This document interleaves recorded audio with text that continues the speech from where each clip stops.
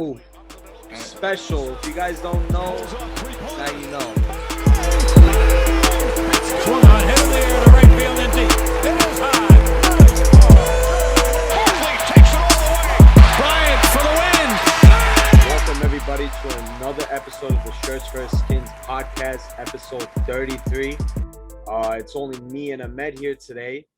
Yoni was talking about it's coming home. I'm booking the first flight to England, so he won't be joining us. But the topics that we are discussing today are really good. So just before we start, obviously I'll do a little bit of a preview of the topics that we will be talking about on this episode. Obviously, we're going to talk Euro 2020. Round of 16 action just finished, so we'll get a little bit into that. Some soccer transfers, because obviously international competitions are going on, but transfer window's open and there's a big transfer that happened today, so we're getting into that. Then we'll talk about a little bit NBA. Then we'll talk about, to round out the episode, we'll talk a little bit about boxing. So let's get right into it. Euro 2020. Ahmed, what a crazy round of 16, am I right? Oh, definitely one of the craziest Euros maybe I've seen in my life. Definitely. And it's kind of crazy how all of our picks to win it got knocked down around the 16. So maybe are we bad at our job, Ahmed? It's not even that. Retire? It's just that favorites are always letting us down. I mean, in 2018, I thought Germany were gonna do something by in the group stage. So it's just, these favorites, they have a little too much pressure on them. And France, I think, is the main story. But we'll get to it. I think the main headline after the first round of 16 was France, Germany, and Portugal all out in the same weekend. Crazy scenes. Let's start off with Portugal. Obviously, if you watch the game against Belgium, I thought that, it was very harsh that they lost. I thought that, they should at least went to extra time. Obviously, hit the post. I think it was Guerrero. Ronaldo was pretty quiet. I know you're a big fan of Ronaldo, but he was pretty quiet. And I thought Belgium, even after after Hazard and Kevin De Bruyne both going out, they still hanged on and they still got the huge win. But Portugal, listen, I mean, that team in 2016 was way less talented, way less ballers, and they got farther. But I think it's just that in the Euros, you don't need all the talent in the world. You just need to have, to be in a good form and a great team. And Portugal, I guess, were never in great form. You have any thoughts on the Portugal-Belgium game?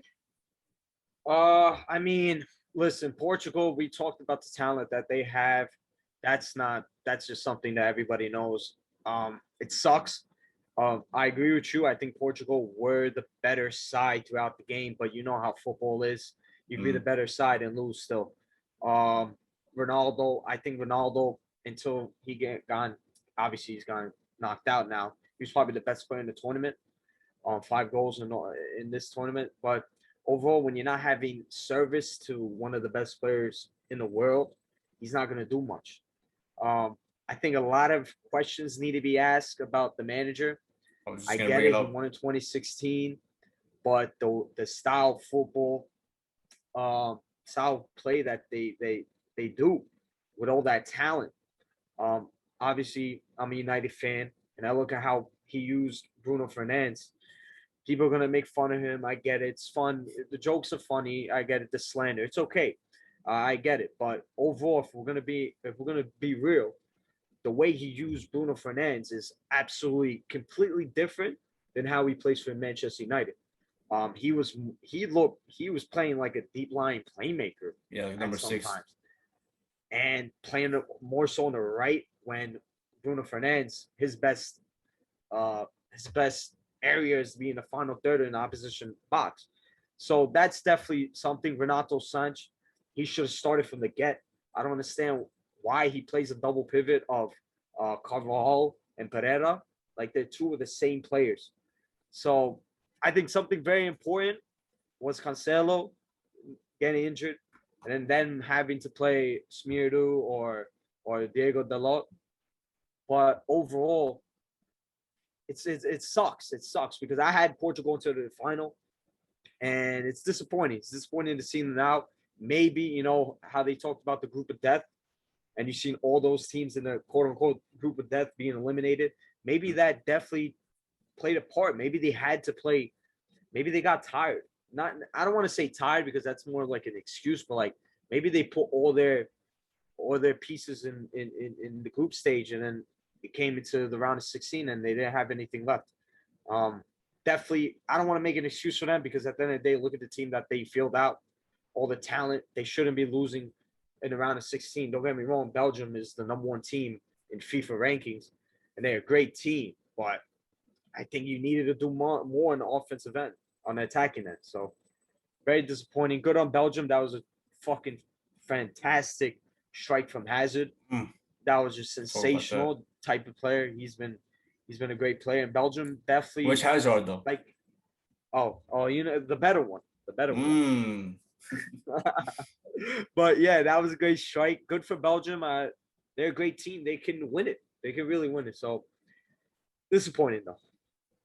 Yeah, for me, listen, he's a great manager, Santos is.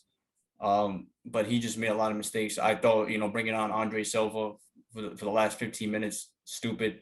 You know, he left. I mean, for me, I would have played Sanchez the whole game. He was probably the best player. Yeah. And, you know, he's got this weird obsession with fucking Jota. I mean, he played more than Bernardo Silva. I don't get it. And I mean, I kind of get it because Jota, you know, like he knows how to get like in the right spots, but for me, like he was just not he did not have a good tournament. But yeah, I mean, listen, they won 2016. Obviously round of 16 is a little you know, like not great, but Belgium is obviously a team that can win it, and it was a bad draw, and they played great anyway. So good on Portugal, but they go home. And for me, it gets a little sadder because yesterday, or was it yesterday? I believe it was yesterday. I watched Germany versus England, and I'm obviously not German, but I support the German national team. Obviously, you know, half the team is Bayern Munich. And what a scene it was in Wembley. And for the first time in Wembley, I do not have a great moment. You know, I mean, I used to own Wembley. So we can talk about the game. I thought England were way better than what I thought. I mean, obviously that whole lineup with Southgate, a lot of English fans were saying he's playing scared. He's playing for, you know, 1-0 and then just park the bus. But I mean, they had the ball a lot. They were aggressive. They were not scared. And obviously, you know, playing, you know, at home, that obviously helps. But damn, I mean, for me, I would have liked to see a more attacking base from England. But I mean, you can't even say anything wrong because he got the 2-0 victory over Germany. I mean, for England finally beating Germany in a major tournament. I mean, Gareth Southgate, he is a lucky man, but what a win for him. Yeah, I mean, I think you said it well. Overall, with the build up to the game and looking at the starting lineup that he had, very negative. I think criticism was right. It was 0-0 until they brought in Jack Grealish. Jack Grealish came in. Jack Grealish should be starting, and he's a game changer. This guy, without a doubt, is a world-class player. I think he's a top 5 midfielder in the world. I couldn't care less what people think. He's a sensational player, and he showed his quality. But like you said, you got to give credit for him because he's the one that subbed him on.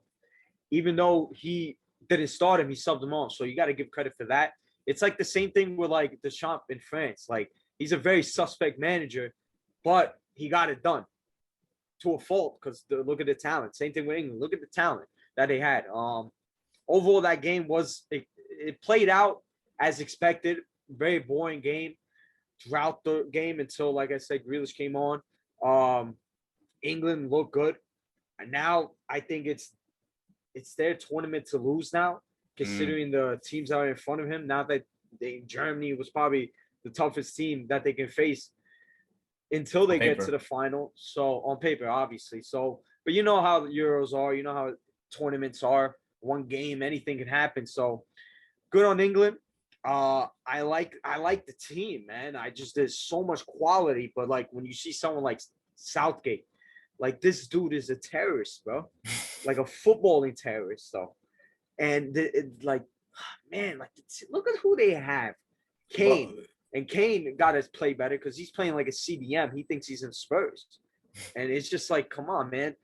Grealish, Sancho, Rashford, Mount, Foden. Like, come on, man. Like, you got to play better. Like, give us better football. I get it. You're winning. But it's not going to mean anything if you get knocked down the next round. So we'll see. We'll see. I like England's prospect, though. Yeah. I mean, like, just getting to the real game, I thought that, I mean, Raheem Sterling, for me, that I give him a lot of hate. Good friend. But Raheem Sterling, and since he was 18 years old, has pretty much getting shitted on by the whole media. Disgusting. Obviously going to Manchester City, that doesn't help. But I mean, look, ever since he's got there, he's been scoring 20 goals, for the last like 4 or 5 years. A lot of trophies, obviously. And he's been playing excellent. And obviously, I think he's got all the goals, or now 3 out of 4 goals for them. But he's got a hat trick so far in the Euros. It's not like they score a lot, though. I know, but he is the man scoring right now, and a lot of people didn't want to see him in the squad. Obviously, in Man City, he was getting dropped for Silva and Mahrez. Can't really blame him, but now he's making Southgate look good again, because he's scoring goals, huge. I mean, he was excellent against Germany. So, and obviously, Germany did have their chances. As a Bayern Munich fan, that Thomas Muller missed.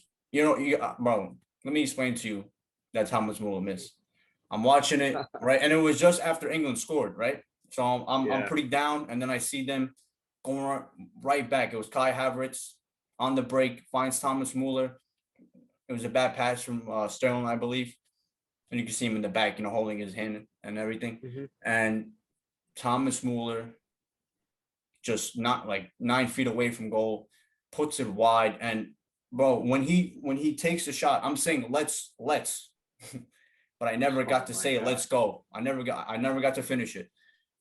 Pain, heartbreak. That was terrible miss. And I think, bro, Jordan Pickford, like in the biggest games in the World Cup, in the Euros, in the biggest games, he always shows up. So got to give him his due as well. But England, bro, listen, I think you said it. It's their whole tournament to lose now. I mean, the best team they can possibly face is possibly Denmark. Obviously, Ukraine is next. Ukraine is no slouch. They got some players up front, but I think they'll be heavy favorite against Ukraine, and at least make to the final. And then you're playing and 60,000 fans in Wembley. So I mean, this is, as they say, it's coming home. It's mad scenes in England. Yeah, definitely. I think that's actually a great topic that you brought up about Raheem Sterling. Obviously him as a City player and a former Liverpool player, I really don't like him.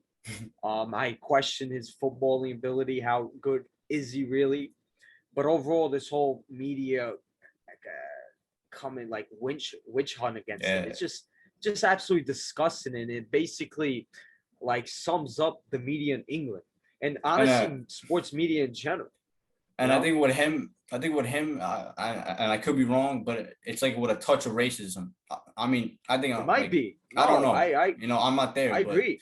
That's what it feels like, because I feel like if it was a white player, it would not be it as much. But Raheem Sterling, since he was 18 years old, so I mean, hats off to him.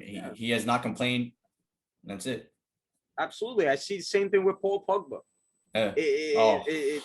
When Paul Pogba gets crucified for getting a haircut, when Phil Foden gets his own blonde hair and he's getting praised and propped up, Gaza, like, dog, that's just That doesn't sit right with me. But that's a whole different discussion in its own right. And, but it was a great thing that you brought up, though. So I'm going to just say that overall, Germany, I think the future is bright. Jurgi Low is out. Ahmed, I know you're happy and sad at the same time because Hansi Flick obviously left Bayern for the job. But how I'm gonna ask you because you're obviously the Germany fan here. So how do you rate? Like, how do you think the future is for the German national team? I will say this. Germany in general. I will say. Oh, okay. I will say this about Joachim Low. The hate he is getting, I think at this moment right now, come on, he's done. He's outside. Like he's leaving the building. That's it. Let him walk away. He's one of the greatest international managers who ever lived. I mean, bro, he put Germany back on top.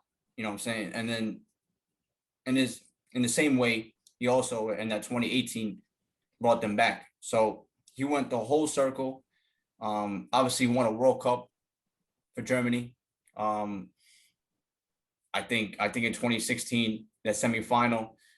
Listen, France were a great team, but I thought, maybe some other, close stuff. Germany go to the Euros, and I think Germany take care of Portugal. That's a World Cup and a Euro. Obviously, it didn't happen, but I mean, Joachim Low, he always makes semifinals. Like he has brought back Germany.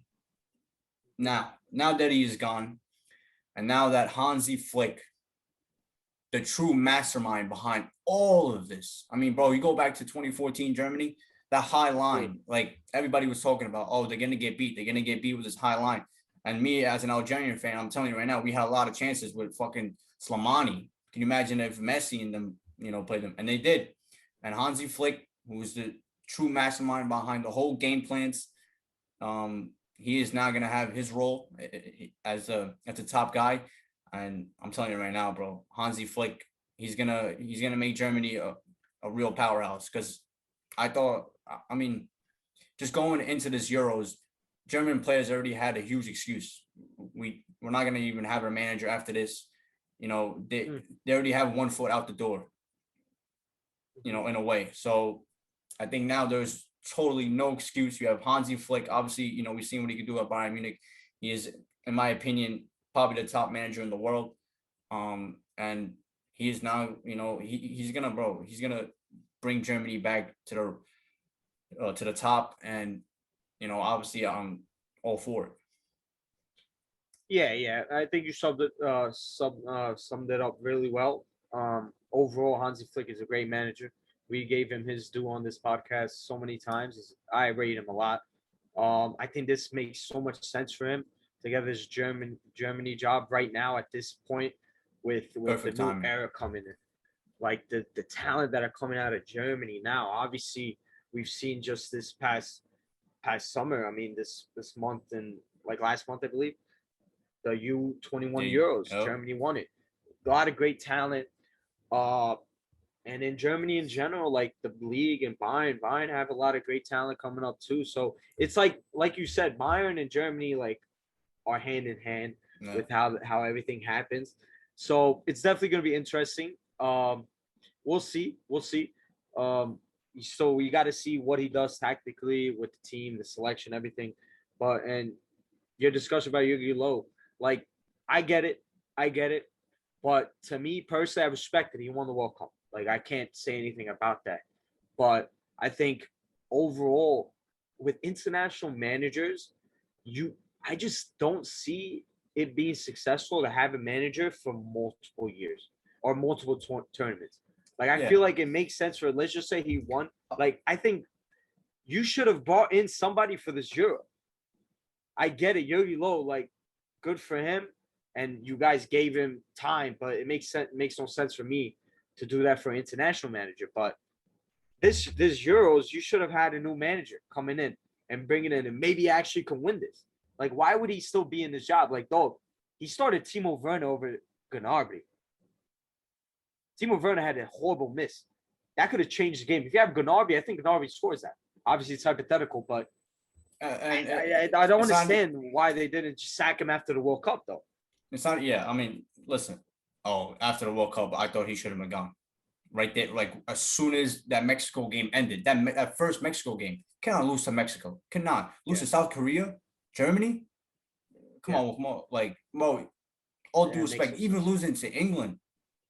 Germans don't lose to England. Germans own England. That's why England has problems. I mean, and you see now, how they celebrate. Mad fans, bro, like crazy fans. Isn't this like the first victory against England in like 1970s or something? Since the 1970s, the numbers are ridiculous. It's like 14-1, and like in like semifinals and finals appearances for Germany against England. It's not even close. Like totally different. Like fucking different level. However, you say Gnabry didn't even start. How about bringing on Gnabry with 20 minutes left? The game is played at a total like different level right now. He's not like he doesn't have the same level of focus as the other 10 guys. He like bro, if you're gonna bring him in, bring him at halftime. You tried Timo Werner out. You had a huge chance, missed it. See you later. And why even start Timo Werner is beyond me. Listen, like after 2018, he should have been gone.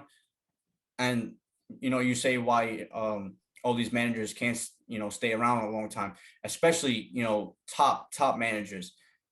I think the reason why Joachim Low gets so much hate is because the standard he set was ridiculous, bro. He was like Germany were feared, bro. Like by far the best team in the world, and you won a World Cup, and then you don't even get out of the fucking group stage. It's just like you're setting yourself up for failure. And and then obviously his standard is too high. Now it's time to go. And then Hansi, this is perfect timing for him. So we'll see what he does. Yeah, I totally agree with you. Overall, perfect timing for Hansi Flick to come in. Obviously, like I said before, the new generation of talent, and with Nagelsmann going to Bayern, and I said before, tomorrow will be the first. Well, I mean, technically, right now in Germany, he is already his first day, July 1st. But for me, a few more hours, July 1st will be official. Nagelsmann. Yeah. So we'll see. So let's talk about the other big nation that got knocked out. What a game it was. My predictions, crazy game, without a doubt. Those games with the France and Switzerland and Spain and who they play. I forgot who they play. Croatia, that was sensational. But let's talk about France. Oh my, Ahmed. What a disaster was that. Game was done. Pogba scores that goal. Game should be done. But the Swiss, man. I love the Swiss, man. My Albanian brothers are on that team. Obviously, it hurts my heart. Yes, throw the double eagle up. But it hurts my heart seeing them play for it, but I still rep them. Come on, what bro. What are your thoughts about this game, Ahmed? Come on. You're saying it breaks your heart. I'll watch Karim Benzema and Mbappe play for France instead of Algeria. Come on now. It breaks your heart watching Mbappe, though? Come on, bro. And then, I mean, that's a whole different conversation. Listen, we'll get to Mbappe. Let's get to the game, though. After he misses the penalty, Rodriguez, and then Karim Benzema scores 2 minutes later, and then scores again. It's 2-1 in a matter of 5 minutes. The game was over, and then Pogba scores that beauty. Absolutely. Like it was a cherry. It was cherry on the top. Celebration was awful, though. I'll tell you that. Celebration. I mean, you're a grown man now. Let's stop with this nonsense, bro. Come on, bro. Come on. Like, he's a grown man. Fucking Jesse Lingard. This makes me sick, but whatever. I think the character of Xhaka and all those players shown, they did not fall. I mean, especially after he misses the penalty, it's almost like it's a perfect script for France. And then, the commentator, Taylor Twellman, says if Fani looks like France are awake, and that's a whole different point that I'll get back to. But Switzerland, listen, it was 3-1 with about 11 minutes left. It's 3-3 and then just crazy scenes. Obviously the goals, That jacket pass was perfect. They score. Lloris, I'm telling you right now, is washed. Like the fact that you get beat so easily like that from outside the box for me is, I'm sorry, Lloris. He's had a great career, captain of France and all that. It's time to go. Should have even started. They had so many good, talented goalkeepers, man. Like I don't The other kid, understand Mike, why Lloris Mike Mignon, whatever. AC Milan. Yeah, from Leo. Now he's on AC Milan. Yeah, it makes no sense. Listen, France. I think the whole thing where all the fans in the world, not even fans, just neutrals, are looking at France and we're like, okay, all they got to do is just turn it up. And then all we're hearing it, like before the game, is that France in these knockout stages, they turn it up a different level. And we saw it for a little bit. But for too much of the competition, I would say probably like 95% of the whole competition, they were asleep. They were not at their best. And I think you should say this right now because this is your point. The only team that's going to be France is France. And they beat themselves in the end. Obviously, the crazy stories after the game with the families and all that, that's utter nonsense. I don't get that. And listen, the penalties, obviously Switzerland won. Well-deserved, massive victory. By far the biggest victory ever. First time going to the quarterfinals of a major tournament. So props to them. But I just don't like this, it's all Mbappe. It's not all Mbappe. It's not. It was France as a whole. He's the scapegoat, man. He is a scapegoat. And I don't get that. I mean, bro, he was the best player, in my opinion, in that 2018 World Cup run. As an 18-year-old, he won you a World Cup. He was the main reason why he won a World Cup. As an 18-year-old. Now he's 22, and now listen, I'll be the first one to tell you, he was just off. Like, he was a little too selfish. Couldn't find his footing. Was thinking too much. He was just off. Mm-hmm. But he's not the reason why he lost. Yeah. And I think you'll be better suited to tell us why they lost because you said, France is going to beat themselves, and I think that's the main reason why they lost. It was because of the Benzema stuff, the Giroud, obviously the family. That's why they lost. Yeah. Before we get into all that stuff, I'll talk about the game itself.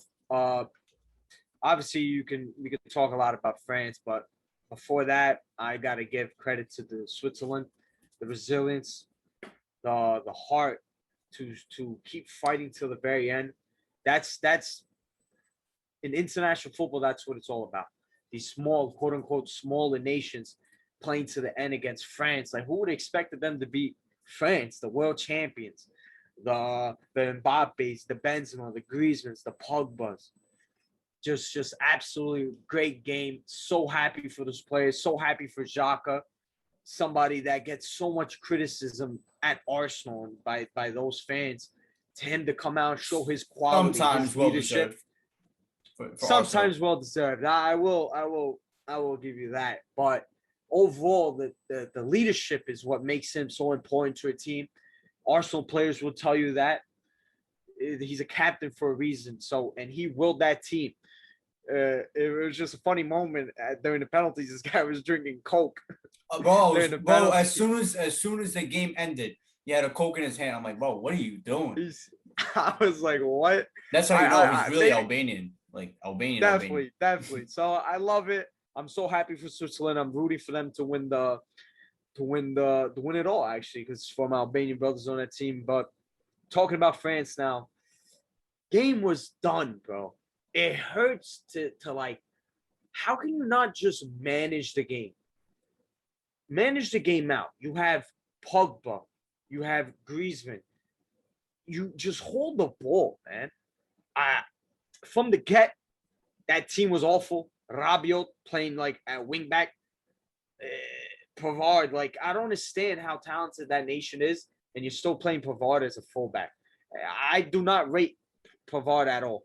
I think he's living off that goal against Argentina. I really don't. I know he's a Bayern player. I listen. I mean, at least as a fullback, he's been forced to play right back at Bayern Munich. Yeah, and then like he's doing as a fullback. I don't rate it. And the same thing on the other side with Lucas Hernandez. I don't rate him as a fullback either. I think he's a center back. I do. Yeah, I mean, yeah, they are center backs, but that's but they won the World Cup like this, no? So we can't really, say anything. I know, but They've always had center backs and fullbacks. it goes to Deschamps. Like I said, he's suspect, man. He's not. I think at this time, I get he won the World Cup, but they cannot repeat what Germany did with Jogi Löw with Deschamps.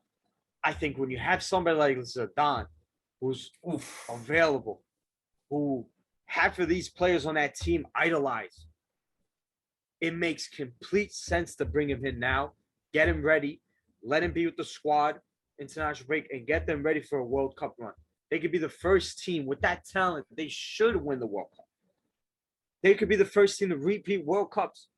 And I think you bring in Zidane now, I think that has to be the future for France, like without a doubt.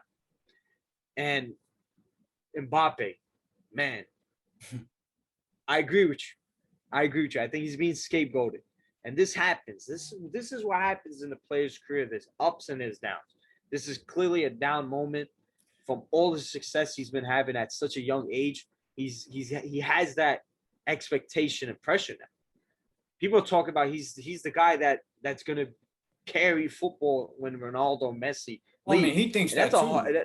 That's why we love him, because he knows how good he is. He wants it. He's got that confidence, that arrogance that you need. But it's difficult, man. It's difficult to Ronaldo and Messi passing you the torch. Like, not many players can. It's unfair expectations. But at the end of the day, you don't miss penalties, and you deserve to get criticized for that. You didn't have a good game. You didn't have a good tournament, and you missed the penalty and cost your team. So it happens.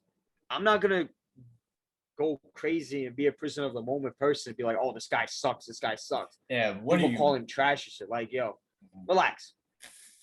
But people, you know what it is? It's a time that we're in where people are so quick to slander players off of just one mistake or one bad game. Some players, not Mbappe, bro. Like, this dude, like, we all know he's on a different level, bro. We all know he's a top 5 player in the world, bro. Right now. And then he's definitely been in the top 5. Maybe he's fallen out from some other guys, but he's top 5 talent in the world, easy. Are you kidding me? Come on, bro. At what? 22? Yeah, that's the main point, bro. He's 20. He was 19, 20, and 21, giving you 40 goals a season. Come on now, bro. He won a World Cup, got to the final of Champions League. Come on now, bro. This is a stud we're talking about here. Overall, listen, he deserves criticism for the thing, but he's a young player, he's a great player still. And he had a bad game. It's just disappointing, and I feel like, he had a bad game. That's why he deserves the criticism. Yeah. We're definitely, we'll admit that. But it is what it is. I think it's disappointing. France were disappointing, and I seen this coming. With all the drama before with Giroud and Benzema and Mbappe, to what happened after the game with the families fighting, like, this is just that's France. This is what the French people are. They're like drama queens. They're dramatic. They got to make everything. It's nothing new. But you guys, with that talent, you guys got to look. And then they would talk about how, like, Varane and Pavard and Pogba were fighting in the locker room about whose mistake was this. And just weird, man. You can't have. First of all, you can't have that stuff coming out to the public. Like, how the fuck does that happen? Maybe there's a mole. Maybe there's a French player that was saying that's giving out that information. But usually when a team loses, maybe, I don't know. I'm not gonna point fingers because I really don't. It could be any one of them. But you see, that doesn't happen it's a little suspect, Portugal though, right? loses. Ever since he came back. Man, listen, I've always maintained that. I think Kobe Benzema. Oh, Benzema's a great player, and he played well for them. I think he played. German brother, yeah. He wasn't the best player, though. Who knows? Sorry. It was probably Pogba. I think Pogba was the best player. I mean, he was better than Benzema, in my opinion. Yeah. So, I don't know, but it doesn't happen with any other team besides the French team.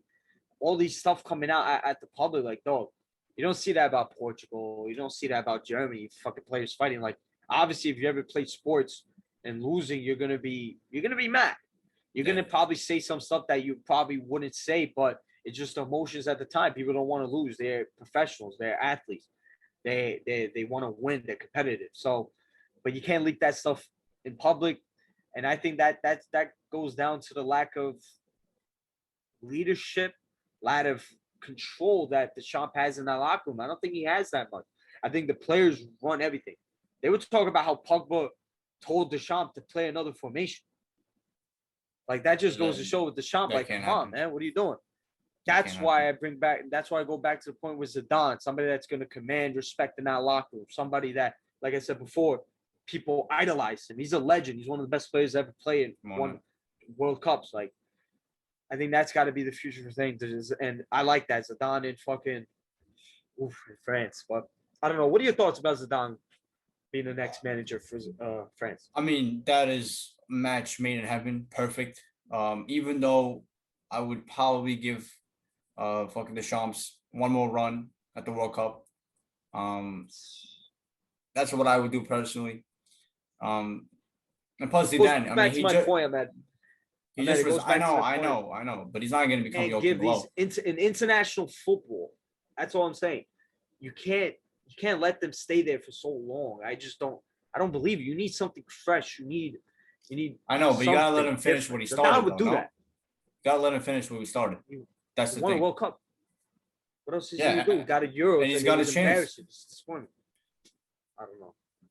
Listen, I mean, I think Zidane is always gonna be there. I mean, he from what I've heard, he dreams about this job. Like this is even bigger than Real Madrid. That's all he's got to say. That like he wants this job more than Real Madrid job. So this job is obviously huge.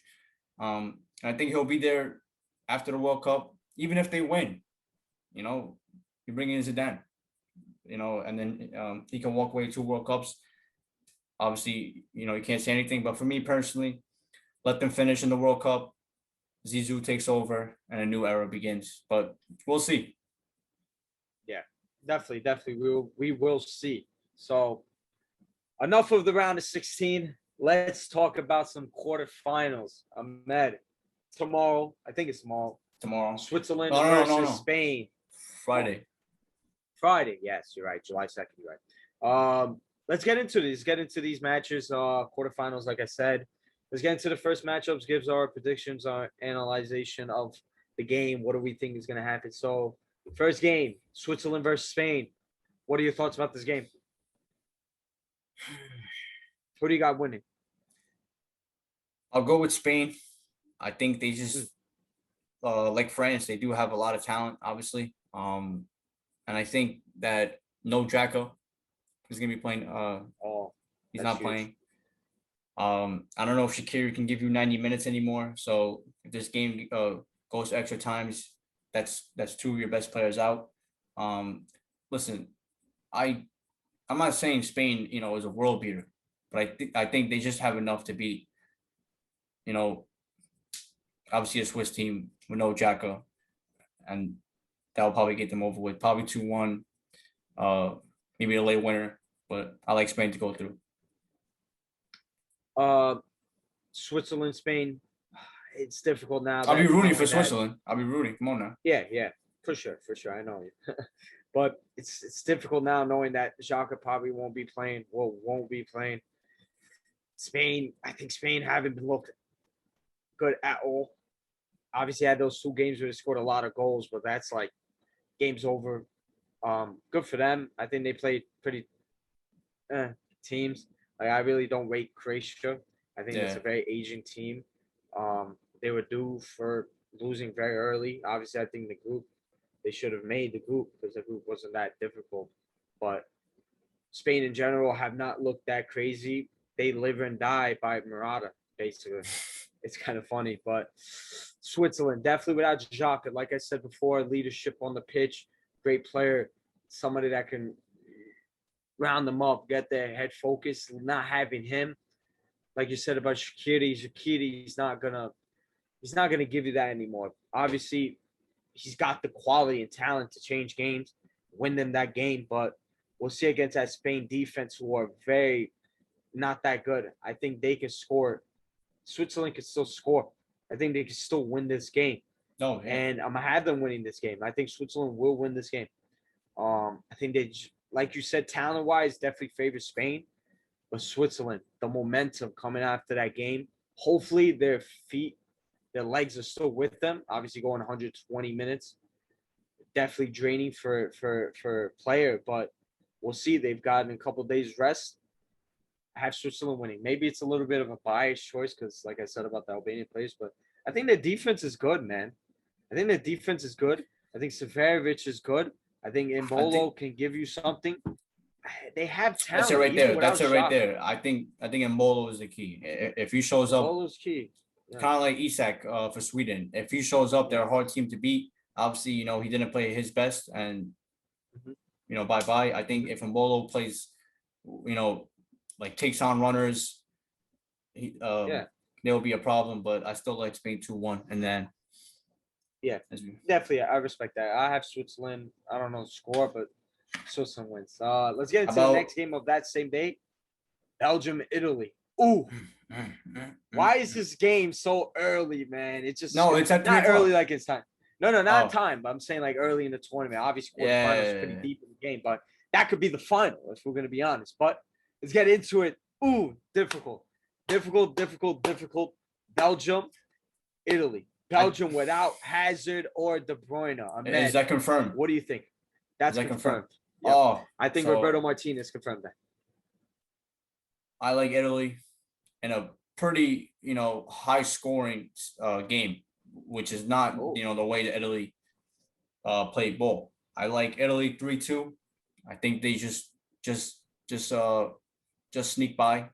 I think Immobile scores and gets the job done. And I like Italy go through 3-2. That's it. I really like this fucking Italian team, bro. I like them a lot. I have Italy winning as well. This Belgium team, even without De Bruyne and Hazard, they can still win games. Like, I feel like people need to relax on that. It's not as big as a deal, especially for the Hazard. Like, man. But Hazard I'll tell you this. Listen, I watched them against Denmark. They were for 75 minutes. For 75 minutes in that game, Denmark was the better team. Right. And then they played Portugal. I mean, come on. We just said it. Portugal were the better team and should have won. Obviously, it's football. Exactly. But that's two games of actual evidence that I've seen two other teams dominate you. And obviously, they still won both games. So maybe Ahmed, to counter that point, look at Italy in their last game. They were struggling against. Listen, Bo, but I'm telling people, why are people shocked that Austria got ballers, Bo? No, they're good. Most of these guys are starters on their teams in the Bundesliga. Come on, bro. David Alaba is a real player. Come on now, bro. Like, they got Leimer, like fucking Savage, whatever his name is. They got ballers, bro. No, they do. But I'm just saying Italy have struggled as well. You could say their group was pretty easy. I think, I think they were overhyped and overrated because of their group, but they can only do what they can, and they dominated. I agree. They're still a great team. Yeah. I'm not taking away from them. I have them winning this game, but overall, for going back to the Belgium, no Hazard, no De Bruyne. I really don't think it's that much of a bro, they can still win that game. They play Mertens and they play Carrasco. They're good still. They are good, but they're good skill. De Bruyne, I get it. De Bruyne is the best. De Bruyne is I'm not saying it. Game changing, bro. He's game changing. You're right. You can see it as soon as he's like, he was hurt. Boom went off. The game got even worse for Belgium. Yeah. And they had their chances, but Carrasco couldn't even finish them. Obviously, he loves to dribble. This guy. Absolutely. But I think a player very important for Belgium will be Axel Witsel. I think he's super important for that team. If he does if he's known, hopefully he's healthy. Obviously, he had an injury to came back pretty quick to play in this tournament. 4 months. If he has a good game. Yeah, it's crazy stuff. He's the X factor for Belgium in that game, but I think this Italy team gets it done. I think they have the momentum. I think they have the talent. I think it's just like we've said, Italy. There's something about Italy in these tournaments and these stages. I actually have Italy going to the final, especially in the Euros. But with the talent on this team, Chiesa, Berardi, Off the Immobile, bench. Insigne, off the bench, like Lucatelli, who's been playing sensational for them. Yeah. I have Italy winning this game. You have a score line for us? One. Listen, I'm not good with scores, bro. I'll say 2-1 Italy. I think Lukaku probably scores for Belgium, but it's gonna be a tough game. I don't think it's gonna be a huge goal scoring game, which I can see though, with Belgium playing three at the back, like Alderweireld, Vertonghen, and Denier. Like you could score on this Belgium team, but we'll see. Maybe they get a wonder strike from Hazard again. We'll see. So let's get into the other games. The Czech Republic versus Denmark. Who would have thought these two teams would be in the quarterfinals? I said Czech Republic is no joke, and obviously you only said Denmark is his dark horse. Denmark is thing. Yeah, definitely. You're right. And I think it's gonna be a storyline right there. It's gonna be 89th minute, and I don't know how to say his exact name. The striker Braithwaite. You know how to say his last name correctly? Braithwaite. I think he's gonna score around the 87th, 88th minute. Fans going crazy. 1-0 Denmark, and they advance to the semifinal for Christian Eriksen. But Czech Republic, great run, obviously proving me right. And they can win this game. But I think Denmark just have a little, just that extra oomph, next level thing that will get them through last minute goal. This Denmark team, credit to Yoni was, he called it. That's his dark horse. Very good team, especially most popular dark horse. Especially at, by the way, without a doubt. Everybody without a doubt said that this is the dark horse. I want them to win. Bro, especially after the Eriksen thing, for them to come together. Simon Kjær. I mean, how do you hate this man? You can't. There's so many good players on this team overall. Very likable players. After the Eriksen injury incident, them to come together to start winning. They were there, bro. They were at the brink. They were like, what? Like, oh yeah. They weren't even supposed to even be out the group stage. Dead in the water. Man, I love it. I hope they win. If it's not Switzerland, I hope it's Denmark. I have them winning this game. Czech Republic, good squad, great. Patrick Schick, the way he's playing in this Euros, man, good for him. Absolute great player. This team is great. I love seeing nice underdog nations, not like the big nations coming far in the Euros. This is why I love. This is why international footy is the best. But I have Denmark winning. Maybe it's reminiscent of them winning Euro 1992 with Schmeichel, but at a net. So we'll see. I like Denmark to win this game, and I'm rooting for them. I want.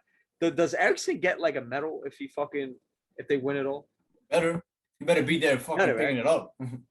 That would man, the scenes for that. Eriksen coming to get a medal, being there for the final. If they can you imagine if Denmark beat England in Wembley for the final?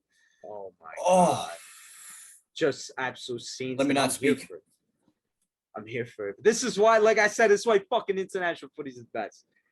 But let's get into this next game, the last game of the quarterfinals, Ukraine versus England. Ahmed, I know Ukraine, you support them. Were they your dark horse? They were my dark horse pick in the end. And here they are in the quarterfinal. It's a good pick. Good pick. Better than my pick, Turkey, who made me look like an absolute fool. But let's not get into that. England, Ukraine, thoughts on that match? Ahmed? I think here's what's gonna happen. I think that Ukraine's gonna score first, but I think England still wins in the end. I got 3-1 in favor of England. I think they just got too many talent, bro. Just too many guys that can change the game. Obviously, drag fucking Grealish off the bench against Germany. Just change the game. And I think they just, again, pretty lucky for you. Obviously England, but they get the job done 3-1 and they move on. Hopefully not. I like this Ukraine team. I think they're a great team. They have great players. Shout out Shevchenko. Shout out Shevchenko. He's done an incredible job since becoming the manager for this team. it must be nice to be Ukrainian person, to see Shevchenko managing your team, going deep in the Euros. It's definitely great stuff, and I'm happy for them. But I think their run ends here. I think England just have too much. Obviously, you could say Southgate's holding them back, but overall, I think England's style play is going to benefit them, especially well against this Ukraine team. You've seen how they played against Sweden. Like, Sweden is a team that sits back a lot, and obviously they don't have the same. They dominated talent. the game, Ukraine, in my opinion. Yeah, they had the ball a lot. Yeah, obviously Forsberg was crazy, but Forsberg is a sensational player. But obviously, when you talk about talent, you can't compare Sweden to England. So I think England gets it done. I think it's going to be an easy win for England. With that being said, I can absolutely see England getting knocked out right here. Oh, you're in check. Typical England. Top bin sends them home. What a scene. Yeah. Just could happen. It's typical England. They would lose to Ukraine, and I want these small nations to win. Let me ask you this question though: after finally beating Germany and getting that, like fucking monkey off your back, as they say, is there any chance they might have this, that high of beating Germany, beating a World Cup winner since the first time, I think, since 2002? I think they beat Argentina. That's the first time they beat a team that has won a World Cup. It's been 20 years later. They finally do it. But do you think that high is gonna obviously cause them to, look at Ukraine, say, okay, we just beat Germany, get the hell out of our way? It could. I don't think it will, because I think that comes down to the manager telling them to focus up, and it comes down to the players' mentality that they've had. All those guys, you got to know it. I mean, you have multiple league winners like Sterling, Stones. You have somebody that's been deep in. They've been here before. They've been here, so they should know. Do not be laid back. You got to go for it. Against Croatia in the World Cup, they could have easily won this game, and they know what happened. So they can't have that mindset. They can't. If they do, that's their fault. And like I said, it goes to the manager. Manager, it's their fault too. You got to instill that into the players. Like, you cannot act like this team is just easy. Do not be laid back. Because I agree with you. Look at the scenes after they won in Wembley. They were acting like they won the World Cup. Like, no, calm down. I said it right there. Like, beating Germany, that is the World Cup, and that's not being disrespectful. Like, that's just like Germany owns you, and then you finally beat Germany at Wembley in front of your fans. That's a huge moment for them, and that was their Super Bowl, the World Cup, their everything. I get it, but that doesn't bring a trophy. To England in a parade. Like, you gotta get the job done. I think they will get the job done. But like I said, in typical English fashion, I can see them losing, but I don't. In my opinion, I think the old England, yes, they would. This new England, I think they're too young. Like, this is different English, like fucking mindset. It's not the same as that Wayne Rooney era to the Owen era to all that. It's different. All due respect to Wayne Rooney. I get it. And also, like you said, it's a young generation. They've grown up looking at the failures. So hopefully they look at themselves and like, let's not repeat that. No, but I'm saying they're young, so they don't hold on to that. Like, the 1960s, getting embarrassed by Germany, and they were born in like 2000. These guys now, like, ridiculous. That's fair. That's definitely fair. I think that rounds up our discussion for the Euros. So we got England and Denmark advancing, Italy and Spain. That will be quite a semifinal. That would. Hopefully those teams. Listen, I'm not any team to win now. Anything can happen. Anything can happen. I'm happy. There's a lot of great teams still in it. Obviously, like we said, the big nations are out, but there's so many good bowlers in these small nations. Like, I love this shit. I wish it was Albania in this stuff. I wish Albania made a good run, but I wish they were Algeria in this bitch. See what happens. Yeah. Oh yeah. Group stage exit. Oh, you out of your mind, bro. Let's stay on footy talk, and let's talk about some transfers, man. We haven't talked about this since when? Fucking January? When we talked about like the best January. Well, it was all we talked about last July. And it was yeah, the same guy. It was the same guy. But what has Jadon happened? Sancho officially is coming home. Oh my God. What a fucking player we're getting. Obviously, guys, you know I'm a Manchester United fan. This should have happened last year. I was dead set in the water. I'm like, dog, 95% this guy's coming. And it didn't. Obviously, at the end, it probably worked out favorable for us on a discount. The player you're getting for 70 million pounds, like I think he might be cheaper than Pepe. No, Ahmed, don't cry because I know it's Arsenal. I think first of all, I couldn't not give a damn, but I think he's like 2 million cheap, more, just 2 million. What?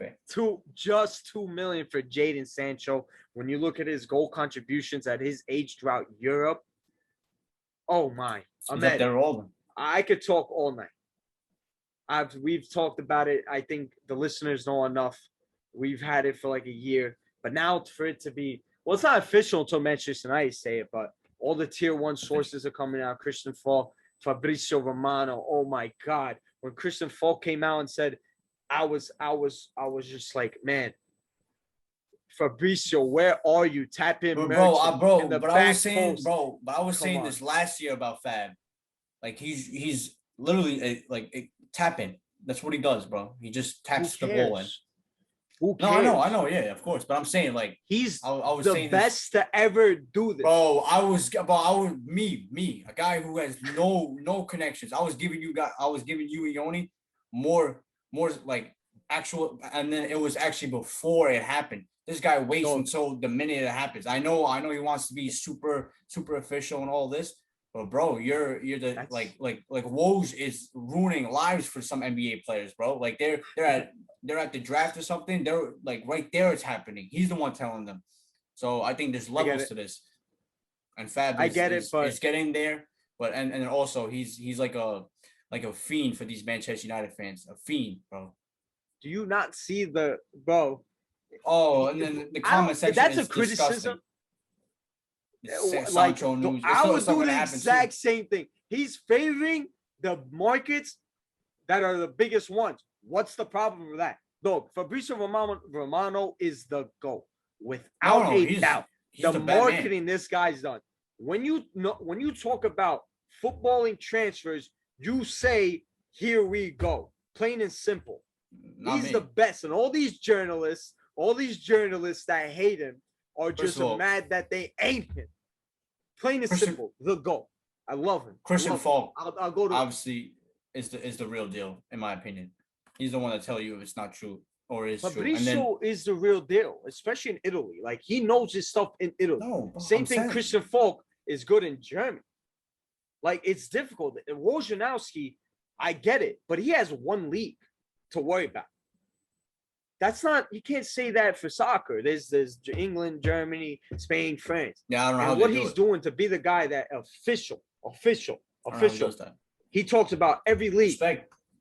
Because you got Christian Falk there. You have Mohamed Boufazi. Ronan Murphy. You have you have in I forgot what's his name. David Ornstein in England. Raphael Hogenstein for Germany. Yeah. Excellent. Yeah. You got so many, like they do their own league. Like Fabrizio Romano's doing everybody, man. This guy doesn't even sleep. I don't even think he sleeps. No, he doesn't. I think he's a legit bot. Like he might be a robot, but he's the man. I love Fabrizio. I would love Fabrizio to get on this podcast just to talk to him. I don't even care about transfer. I want to know what he does in his regular day. Like, do you sleep, bro? Like, what do you do? Do you do any drugs to keep tweeting? Like, no, it can be like 5 a.m. in Italy, and this guy Fabrizio Romano's like, Iman Adli is going to fucking Fiorentina. Like, it's crazy stuff. But getting back to the Sancho deal, man, what are your thoughts about this deal? You know my thoughts. We're getting one of the best young players in the world. I think.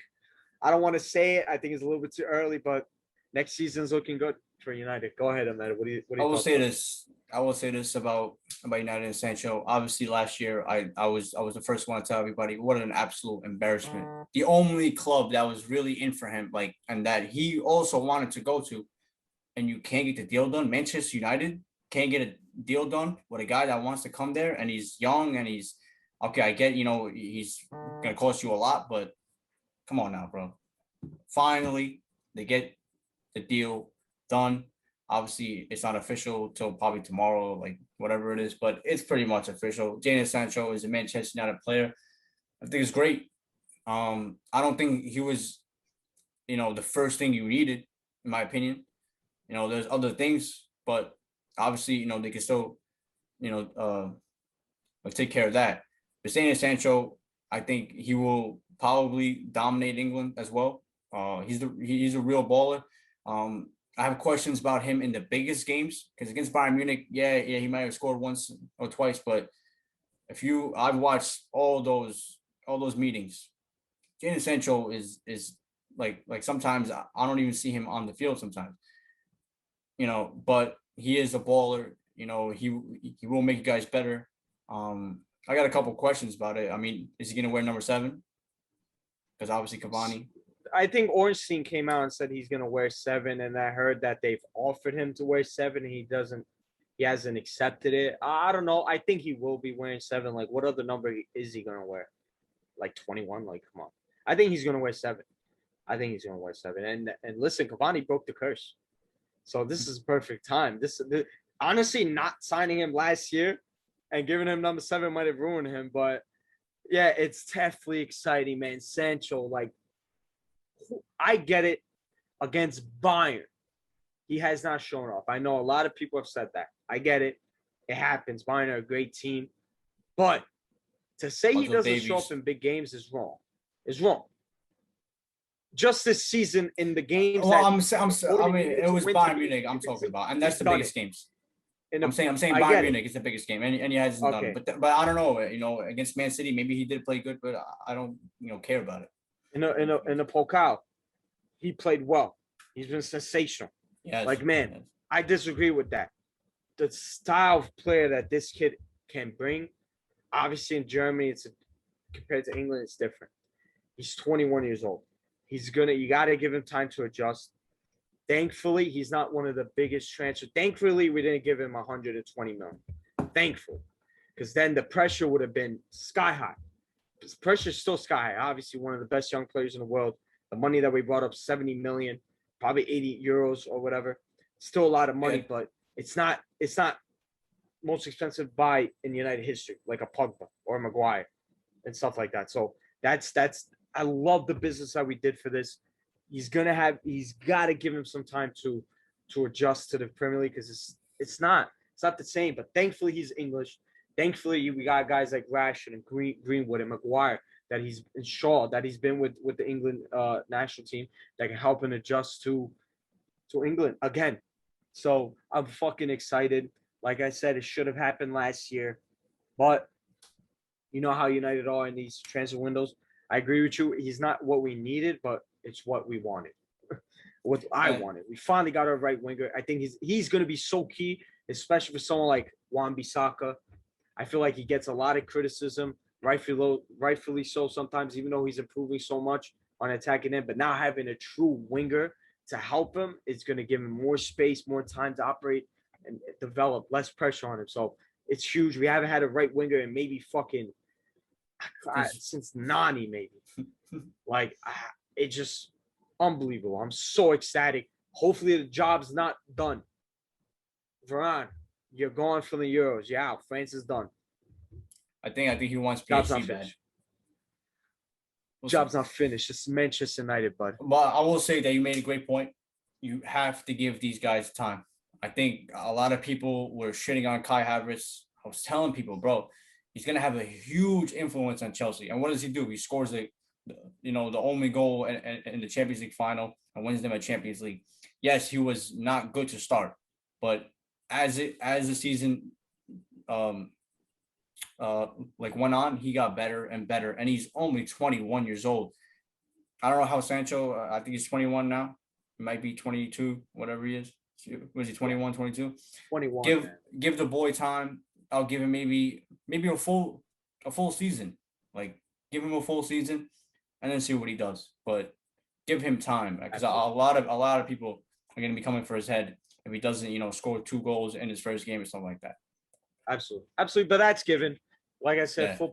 football Twitter is just absolutely disgusting. But It's especially like these young guys, though, like ridiculous. Yeah, it's fun. Like me, I like to do as fun. It's a joke. I don't really mean it. Like the same thing with Kai Havertz. Yeah, I get that. But people really like mean it. Like you really mean it. Yeah, that's that. It's absolute freak individuals. So, in other news, Messi. Everybody thought he was going to resign with Barcelona now that Bartomeu was out and Laporta is in. But dog, officially now, he's a free agent. He could talk to anybody. Go ahead. You can do that. So, what are your thoughts about this? What's going on, Barcelona? You can't just leave Messi to be a free agent. Like, dog, let's just say a Manchester United or City come out and just splash money. Messi might consider, why not? What are your thoughts? First of all, let's talk about the deal that he was on. I think it was like 4 years, 660 something million. That, bro. Oof, bro. Wow. I don't even want to say anything, bro. Now that he's a free agent, I don't think it's gonna be long. I think Fab was already talking about how it's almost done. So I think he will probably stay in Barcelona. They just got Aguero for him and all these fucking strikers. I guess I don't get what they're doing. For me, I would leave Barcelona. I still think they're a huge mess. But listen, he's 34 now. I think by 36, he's not. I mean, he probably still could play at the high level, but I don't think he probably doesn't want. After 36, he's probably done. So 2 more years. Obviously, a legend, like a greatest of all time player. Legend is understatement. I know, like I feel stupid just saying legend, but obviously, and then for what he means for Barcelona. So for him to retire there, it's it'll be nice to see. I could never imagine Messi and any other jersey but Barcelona. So that's gonna happen, and I think the deal will get done soon, and then he's gonna stay in Barcelona, stay in Spain, and then obviously the MLS thing, which is probably gonna happen if he comes to New York and plays. I mean, bro, anywhere here, I think he's gonna go to Inter Miami. That's the word. But that's what they're saying. Any city he goes to, it's gonna be sold out, like inside and outside, bro. Like even here in the States, people recognize who Messi is. So he's gonna be huge if he comes here to the United States. That would be insane. Yo, you want to hear something funny? There's a photo that this is when Barcelona had their preseason tour and they came to New York to play. I forgot what team they played.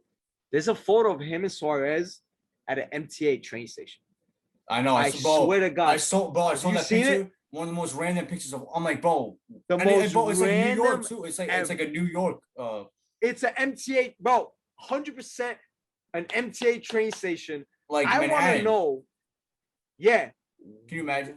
How the fuck does Messi just take the fucking the D train to Manhattan? Like that shit's so insane. Like with that, he might have already adjusted pictures I've ever seen in my life. So imagine you're just getting on that train to go to work and you see Messi and Luis Suarez. Like I would be. What is this? Is this like the Matrix or something? Is this like a paradox or something? So that's just something random that I've seen. I don't know. I was just thinking about Messi in New York and something like that. But overall, I think Messi does stay in Barcelona. Obviously, I just find it kind of like interested in that Barcelona is just gonna let him become a free agent. Like if Man City just comes and just offers him like 1 billion or some shit, like that contract was what 600 million something ridiculous, by far the biggest, and he's worth contract in sports history. But it was double the Canelo and Mike Trout and fucking Fernando Tatis Jr. But double what they got, different level. But in 4 years, 600. That's fucking insane. That's why I tell people all the time. I'm like, yo, my children are playing 2 sports growing up: soccer, football, and baseball. Because I'm trying to get that money home. Bring that money home. When I first like see their first steps, I'm gonna give them about 2 more weeks.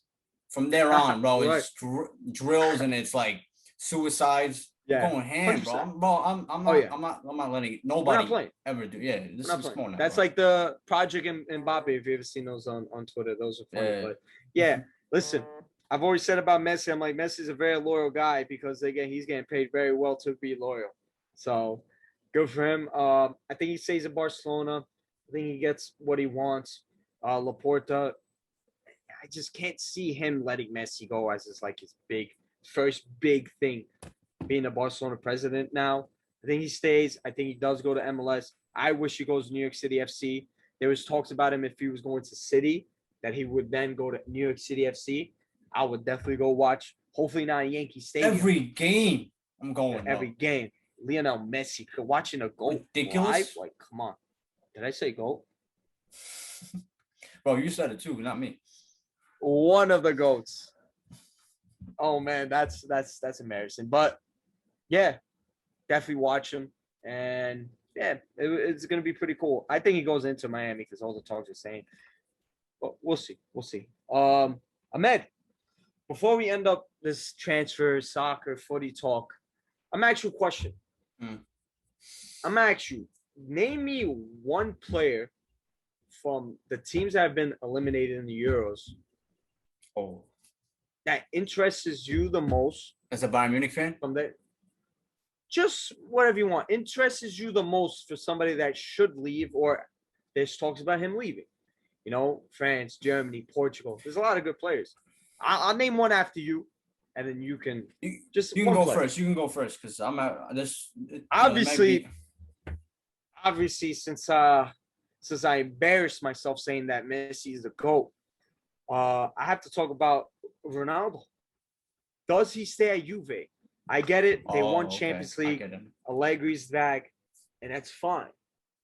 But there's talks. There's talks. I think it came out today that Juve are having a lot of financial problems. I think they had to sell shares or something. They're in debt. They're in big trouble. So maybe Juve might look at selling Ronaldo, how crazy that seems. Ronaldo, Manchester United, I would love that. Enough is enough, bro.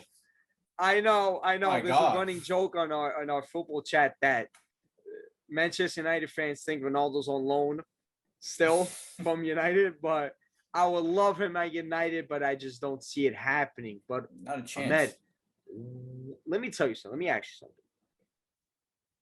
Ronaldo and PSG. How crazy is that? Bro, how nasty is that? And from what it looks like, I mean, first of all, I don't know. Like, if they do make all this stuff happen, it's looking like they'll get Ramos. Hakimi is already a done deal. Yeah. Varane is interested. First of all, they already have two solid fucking defenders. So I don't understand that. Kimpembe. I don't understand that. Ramos makes sense. And then Ronaldo in the middle, Neymar and Mbappe on the wings, and they're linked to Pogba. They're not, bro. If they that's just that. That will never happen. Never happen. To be fair, Ahmed. I think, bro. There's a small chance that Ronaldo. No, yeah, I think Ramos probably makes a lot of sense. They can afford his wages probably. I think Ronaldo, bro. A lot of people are sleeping on this, but he could go back to Real Madrid. Why not? Like he could play two up front, 4-4 in the back. Him and Benzema. I get it. No. And look and listen. Ever since they both left each other, have not been at the same level. Obviously, Ronaldo is still top 2 best players on the planet, but he hasn't won a Champions League. He just lost the fucking Serie A title. Real Madrid, I think they won like a league title last year, I believe. Yeah. I don't even know, but have not done good in the Champions League, or as good as they should. So I think it makes sense. I don't know if it's gonna happen. Obviously, the egos with Perez and Ronaldo, that's a huge problem. Definitely. But where else? I mean, if he does leave Juventus, where else? I mean, he can come back up Lewandowski. I don't mind that, but I don't understand what he's gonna do. You would back up Lewandowski. You would. Relax. You would. Be respectful. At this moment, he's backing up Lewandowski. Be respectful. Put some respect to Lewandowski's name. So he's and then listen. I love Karim Benzema, but at this moment, you can't even compare him. Compare him to Lewandowski. Bro, Karim Benzema is my Algerian brother. Like, you guys don't understand. Like, I will root for him. But Lewandowski, you see what he's doing for Poland? I think in the World Cup, got them to a quarterfinal. Euro quarterfinal. Look at Benzema's international track history. 2010. I think, was he on that squad 2010? I think so. Maybe he was, maybe he wasn't. Out in the group stage. 2014. Yeah, he scored a lot of goals. Got spanked by Germany in the quarterfinal. And then, I mean, bro, like, Algeria played them fucking tougher than France. And France always have talent.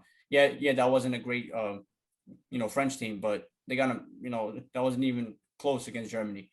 So, like, even international, Lewandowski with less players, like less, like actual great players, has done better than Benzema, and he plays for France. That's all I'm saying. But for I don't know where this Benzema and Lewandowski talk came from. I give up Lewandowski his flowers, man. I think he's the best. I think he's the best player in the world right now.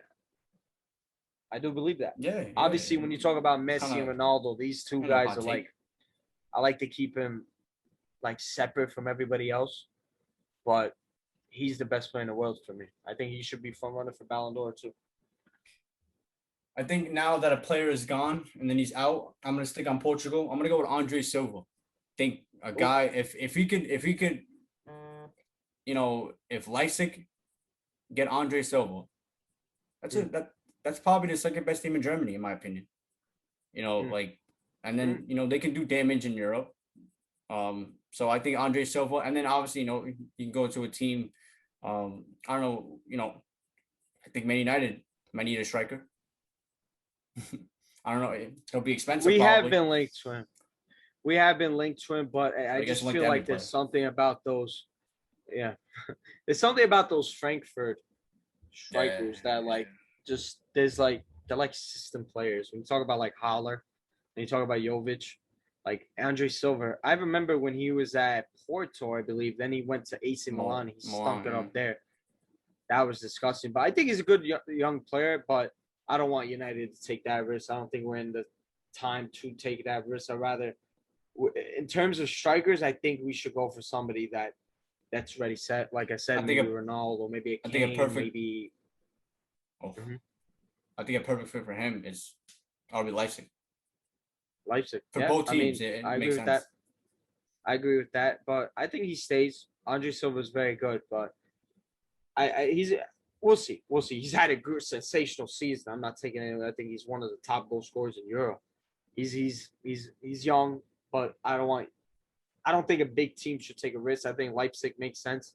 Him go there, develop a little bit more, show his talent, maybe on the big stage, Champions League and such. But we'll see. We'll see about that.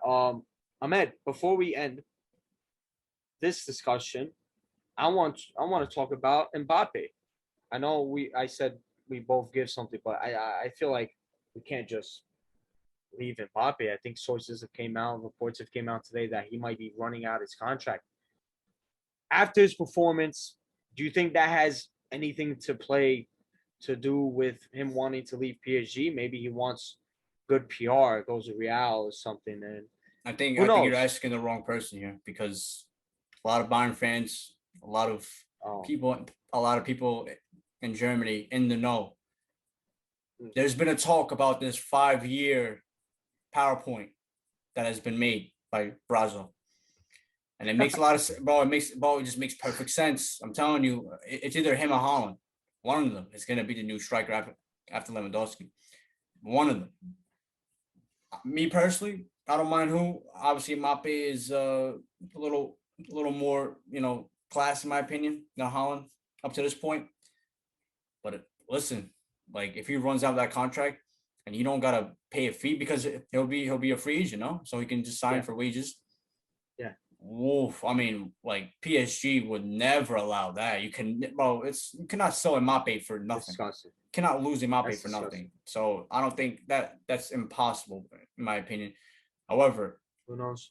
people in Bayern and people in Germany have been waiting for this. Either him or Holland 2023 makes perfect sense. And one, I love Lewandowski, and if he's still at this level, he can stay for all as he wants.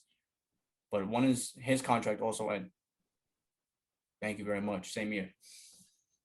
Okay, man. My hands are up. My hands are up. I love it. It sounds good, but it sounds great. Maybe they should bring you in the pitch for Mbappe to Bayern, just convince him, because it is convincing what you're trying to say, but it's not gonna happen. Plain and simple, it's not gonna happen, man. I'm sorry. I just can't see him going to Bayern. That'd be insane. I just don't. I don't know. I don't know. I just don't have. You don't understand that. Yeah, or he stays. No, yeah, I understand what you're trying to say. You know, obviously Real Madrid, I'll be the first one to admit it. And in terms of like player value, is probably a bigger club. It's Real Madrid. You know, every player wants to play for Real Madrid. I get it. But Bayern Munich are like a certain type of players away from being unbeatable. Like, you understand that, right? Like, if we had a guy like Virgil van Dijk, can you imagine if he came up with us? Who's beating this team right now if we had Van Dijk? You're lucky we don't have him. Can you imagine if now we have Mbappe? Well, I'll take Pogba too as a six if he wants to play, you know, a little deeper than he does. Obviously, you know, him and Jose didn't agree on that, so we'll see. But listen, Mbappe, I think Real Madrid should probably be the first team. I think Liverpool are a sleeper. Don't sleep on Liverpool. But I would put Bayern right up with any of them. I'm telling you right now, don't sleep on Bayern when it comes to these big transfers. We've shown that now we sign not just German players, but top players. I mean, Lucas Hernandez, 80 million. Pavard. And what is he, bro? He's French. Our team is either German or French. We're going to make it happen, bro. We're going to make it happen, bro. If we're going to talk about French teams, you should just come to United, man. For what? We'll see. We'll see. Stop that. We'll see. So, yeah, Mbappe's, it's definitely something we got to keep an eye on. This whole situation. I do believe his performance in Euros might play a part. Like, he's seeing all this bad press. Maybe he wants to move or something like that. I think he stays. I've been consistent on it that I think he stays at PSG. I think he's just, why does he need to leave? I think PSG have the funds to always compete for a Champions League as long as he's there. Maybe his dream is to go to Real Madrid. That's the only thing that changes everything. Like Cristiano Ronaldo, he had everything at Manchester United, but his dream was to play at Real Madrid. So, but let me ask you this: I think Mbappe would love to go, like he would have loved to went to Real Madrid, especially if they still has Zidane. Now that Zidane's not there anymore, that just like for me that makes it a whole less like attractive for him. In my opinion, yeah. Maybe. My opinion. I don't know. We'll see. I get it. That makes sense. But we'll see. Ancelotti ain't some scrub. Nobody knows. Like, a lot of players would love to play under Ancelotti. He's a legend. So yeah, of course, respect. I think that ends our footy talk. That was a great discussion. I loved it. Let's get into some NBA. Ooh, playoffs are going in. We're in it. Coming crazy. There's a game playing right now. Phoenix Suns, Clippers. As the Suns halftime close it out. What is it? Almost close to halftime. But yeah, let's get into it. Suns Clippers, this series. Ahmed, what are your thoughts about this? Obviously, like I said, this game is being played right now. Game 6. What are your thoughts about this series? Obviously, no Kawhi. Chris Paul in the beginning of the series had the whole COVID situation. He's back, but yeah, it's 6 games right now. What are your thoughts about this? I think the Clippers. Well, I'll start off with saying this. I think the Suns missed a huge chance, obviously, in that game 5. Yeah, game 5. I mean, you go up 3-1. You know, like, was it game 5? Last game. I think so. To close it out, 5. They were up 3-1 already. And they had a chance to close it out. 5. Gotta close it out, bro. You're in front of your fans. Phoenix is, you know, like a ruckus crowd. Crazy environment in Phoenix, and you can't get the job done. You know, a little suspect. But I think Ty Lue deserves a lot of credit. You know, he's sticking with his guns. Pat Bev, he's made it hard on Booker and Chris Paul. He's making it hard on them. And I've always said this: don't confuse. And I'm not being, like, I mean this like in a good way. Don't confuse playing hard as being a good defender, because Pat Beverly, for when I watch him, he's playing hard. He's playing maybe a little too hard, too aggressive. But that's not really like a deep, like Kawhi Leonard is a great defender, on ball defender. Klay Thompson, those are great defensive players. But I think Pat Bev, I mean, whatever he's doing, keep doing it, because Devin Booker hasn't been that superstar, and Chris Paul, ever since he's been back from injury or COVID, it's been terrible. I mean, I'm gonna say his jumper is just off. I mean, if his jumper is going in, he's unstoppable, and he's gonna win in the game. But those jumpers that he was hitting against the Lakers and Nuggets, not going in. The same exact shots. I think Monty Williams is doing the best he could. I think playing Cameron Payne more would actually help. Getting Chris Paul off the court, just keeping him, for like the last 4 minutes, him as your closer. That's probably his role at this moment right now. But I mean, Ty Lue, I think he's playing small when they go big, and he's playing big when they go small. It's like it's classic basketball in these new days, and he's still, it's 3-2, and it's I don't know the score now at halftime, but it's a close game, and he's the master of, like, at these elimination games. I mean, he won't go out without a fight. So Ty Lue definitely deserves his credit. Paul George, I will say this about Paul George. What did I say about Paul George? He could play better, and ever since then, he showed. I think the last couple games against the Jazz, that's Paul George. That game when you have 30 something against the Jazz, that's the Paul George I know. That's when these, like all these fans and all these guys saying Paul George is playing great. He's playing okay, but Paul George could play even better, and I know he can, and he's doing it now. He's still not shooting the ball as great. He's missing like some shots that you gotta hit. It's just these certain shots you gotta hit, and he's missing them sometimes. But it's okay, because he's doing everything else. He's rebounding, he's passing the ball for them. Maybe sometimes these careless turnovers, but he's doing the best he could. I'm not gonna be too hard on him. And the Clippers are not dead yet. I would still favor the Suns. I favor the Suns this whole time, and I'm gonna stick with the Suns. But Clippers are not done just yet. It's a little rant. Yeah, no, it's fine. I think you said good points. I agree with a lot of your points. Paul George, going to that first. I agree with you to a point with that. I felt like he was playing great as the second option behind Kawhi, because Kawhi was having an insane playoff run. But now that he's the number one option, that's the level he could be as a number one option. He cannot be this Paul George when he's playing with Kawhi. Plain and simple. Maybe a couple games, yeah, but he can't be playing at this level if Kawhi was there. So I agree and disagree with that point. Overall, the Suns, this Tyronn Lue, get the respect now. All the talk that everyone was saying about him. Oh, he was playing with LeBron. He was playing with this. He was playing that. He's not a good coach. This guy, he's great. He's great. He's making a case for being a top 5 coach in NBA. Yeah, but he's not the best coach in the NBA. That's just ridiculous to say. He's not. No. I'm seeing it. Like, I'm saying he has a case for top 5. Definitely. Yeah, that's no way. But I like to bring up the point when I said last year about how that Clippers team did not maximize their potential because of Doc Rivers. Mm. And I remember when Tyronn Lue when they hired him, I'm like, this guy's the perfect coach for this team. And he's just showing it.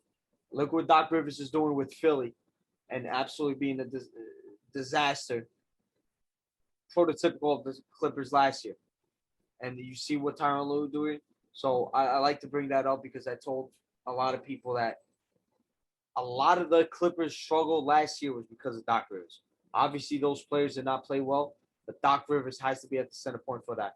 I don't want to talk a lot about Doc Rivers. I just want to bring up the point that Tyronn Lue has been coaching his ass off, and deserves his respect. Overall, this Clippers team, next man up mentality. Kawhi went down. Reggie Jackson, Morris, Kennard, Pat Bobby Bev, Schmurda. Reggie Jackson. He's playing for a contract. Good for him. I didn't rate him a lot. I didn't think he was a good player, but he's been playing out of his mind. I gotta give him credit for that. This Clippers team, I love it. I love this team. I wish Kawhi was back, because I think if they had Kawhi, they'd probably win the championship. Oh yeah.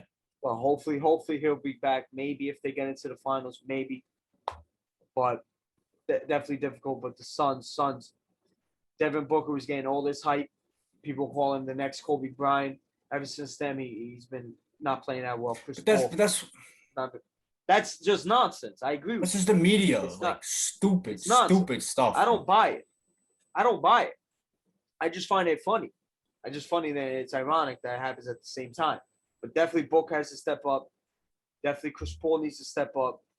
And if those guys are not stepping up, then Ayton is not as effective because he feeds off everyone else. And Ayton is the X factor. He's been the X factor throughout the whole playoffs for them. Every series. So I like the Suns team. I've always loved this Suns team. They were my pick to go to the finals. I still think they still get to the finals. This game is huge. Game 6, you have to win. I'm about to put it on right now because I've been watching it. It's difficult. If you lose this game with all the momentum going to Game 7, I know out there in Phoenix, the Valley, it's crazy. Now I would love a Game 7, but I hope the Suns get it done. I want Chris Paul. It cannot end like this for Chris Paul, man. I don't know, Chris. I agree. Don't get me wrong. I don't want to talk about it. That same energy. That same energy you guys had for Doc Rivers, got to keep on Chris Paul because it's kind of the same thing. Up 3-1, and I get it. He was with Doc Rivers, but Chris Paul, like, maybe it's bad luck, but he never gets a break. And if it's injuries, not playing good, it's not a good look. And he's got to get to the finals. You're up 3-1 on a wounded Clippers team. You got to get to the finals, Chris. So I don't want to think about it because I like Chris Paul and I like Devin Booker, and it's gonna suck if this happens to Chris Paul. But series is not done yet. Games still being played. I think Suns get it done. They're a great team. I think they're probably the favorites if they win to win it all. Any last thoughts about the series? Oh. Let's get into the other series, Atlanta Hawks versus the Bucks.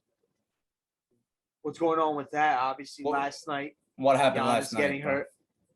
Giannis getting hurt.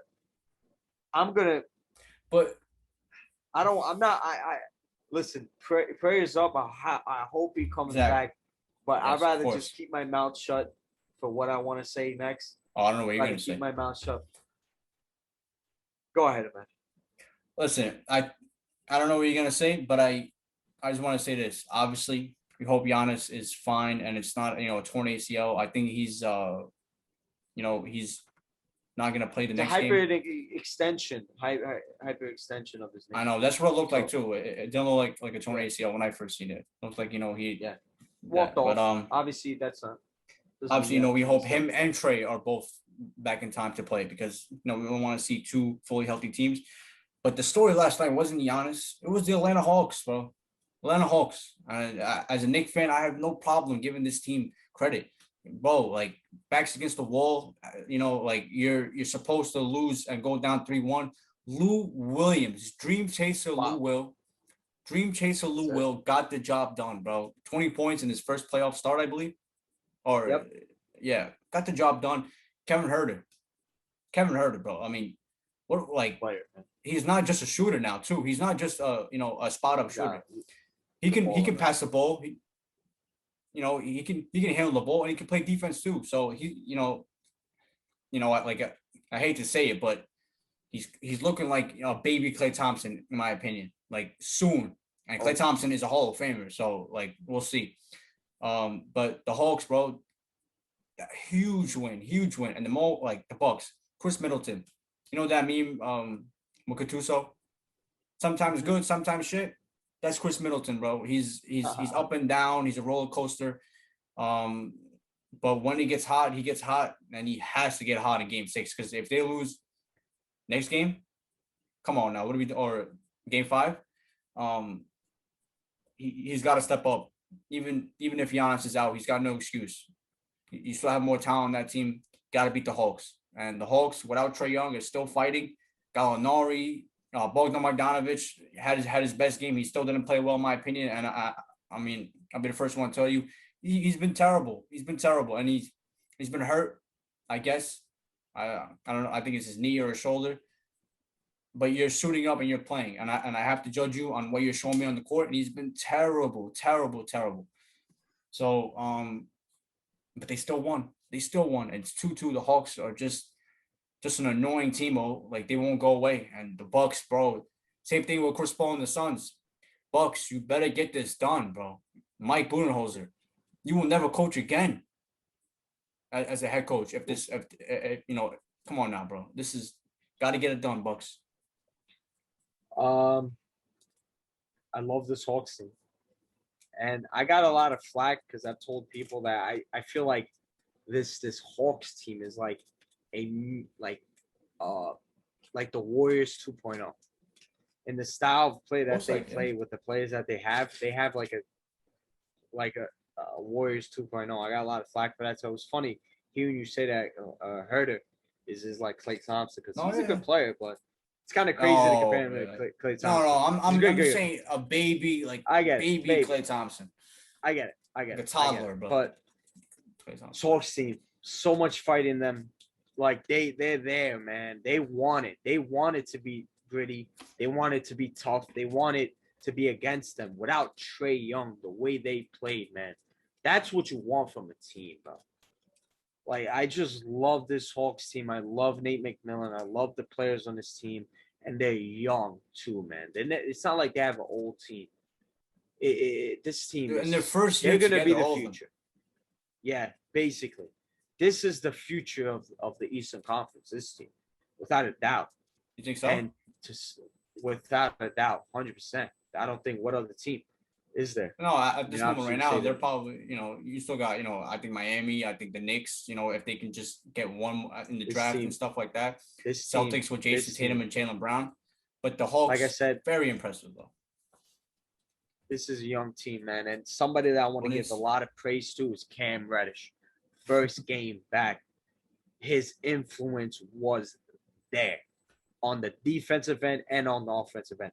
This kid, Cam Reddish, I'm saying it now, he's going to be a superstar. Wow. Give him time. He's going to be a superstar. He's going to be one of the best two-way players in the NBA, without a doubt.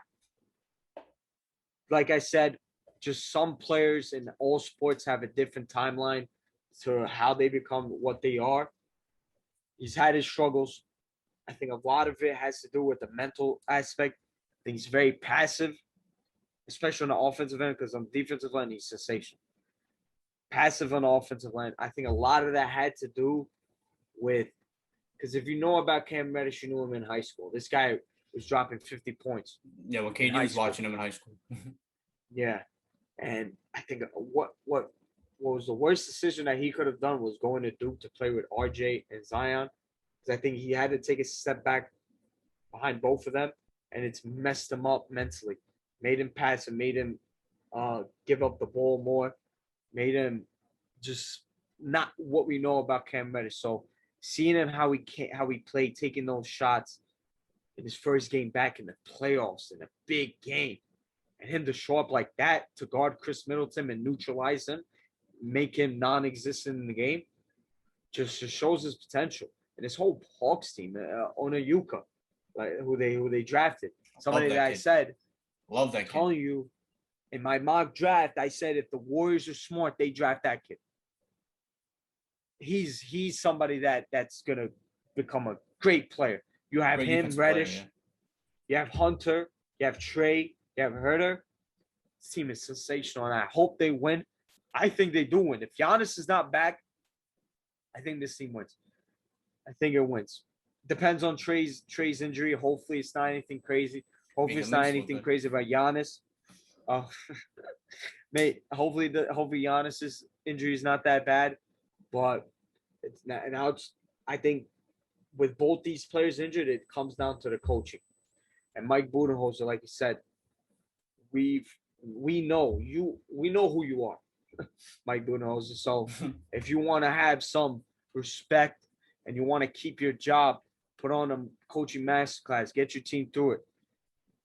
We'll see what happens. I rate Nate McMillan more than him, so we'll see. So definitely interesting. Definitely interesting now that Giannis and Trey are injured and out. But that goes to our other topic. These injuries throughout the whole playoffs. Ahmed, you know my thoughts. You know how you know who I want to I just want to curse them out right now. Go ahead. I think LeBron James today was talking about it, and he was quote unquote complaining about it. But listen, at a point, it's not a coincidence that all these players are going down. But I think some players, like James Harden, going down. I don't think it's because of this. I think it's because he's coming into training camp out of shape, like fucking looking for a trade, and then he's getting healthy in the season. I think with Kyrie Irving and Kevin Durant, Kyrie Irving, it's you're playing 2 weeks straight and you're not playing for 2 weeks straight. You're playing for 2 weeks straight and you're not playing for 2 weeks straight. So I think for certain guys, it's definitely something. Well, LeBron, bro, only Nets players. No, I'll get to it. I think LeBron, like LeBron, it's just a freak injury. LeBron has never gone down like that, like for a while. So that was the first time ever. So again, maybe coincidence, maybe not. Anthony Davis, he's made out of glass. Like this has always been the thing about him since college. He's a little I don't want to say soft, but like fragile.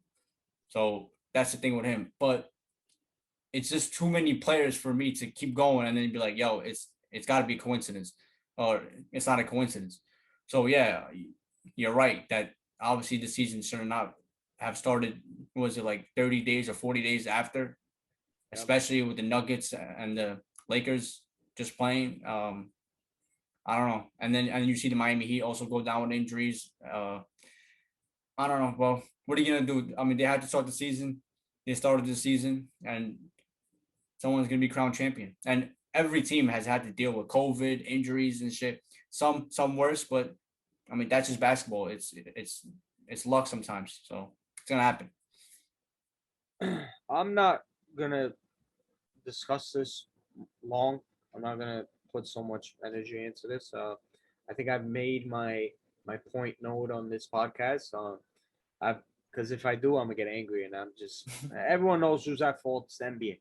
Plain and simple. Adam Silver, Dave, just absolutely disgusting, absolutely just disgraceful to how they treated the players after a bubble, after a difficult during COVID, with all the Black Lives Matter situations, for them to tell them you barely gonna have any rest, you're gonna start right away.